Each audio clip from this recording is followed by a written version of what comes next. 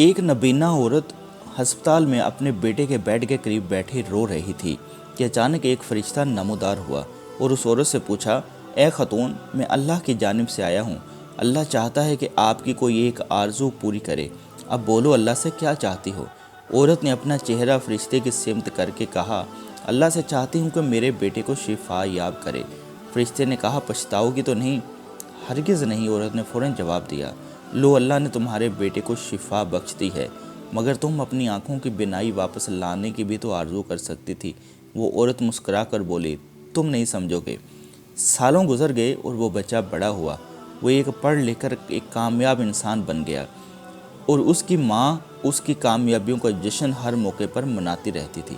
اس نے شادی کر لی اور اپنی بیوی کو بہت چاہتا تھا۔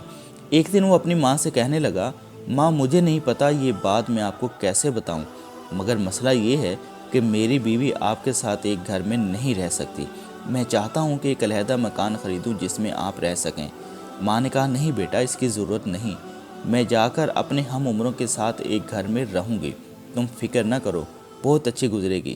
یہ کہہ کر وہ اپنے بیٹے کے گھر سے نکل گئی اور ایک کونے میں بیٹھ کر رونے لگی۔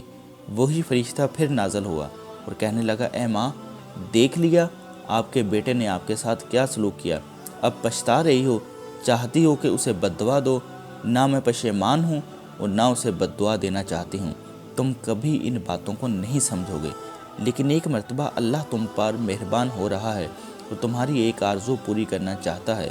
میں جانتا ہوں تم اپنی آنکھوں کی بینائی واپس حاصل کرنا چاہتی ہو، کہو کہ اب میرا اندازہ درست ہے؟ ماں نے پھر پورے اطمینان سے کہا، نہیں۔ فرشتے نے تعجب سے پوچھا، پھر کون سی آرزو پوری کرنا چاہتی ہو؟ میں چاہتی ہوں کہ میری بہو ایک اچھی بیوی اور ماں بن جائے تاکہ وہ میرے بیٹے کو خوش رکھ سکے، کیونکہ اب میں اس کا خیال رکھنے کے لیے اس کے پاس نہیں ہوں۔ سچ ہے، کوئی بھی ماں رشتہ ماں کا مقابلہ کرنے کے قابل نہیں ہے، ماں ماں ہوتی ہے۔ امید کرتا ہوں آپ کو یہ ویڈیو ضرور پسند آئی ہوگی اور آپ اسے اپنے دوستوں کے ساتھ بھی ضرور شیئر کریں گے۔ اللہ پاک میرا اور آپ سب کا حامی و ناصر ہو۔ اللہ حافظ۔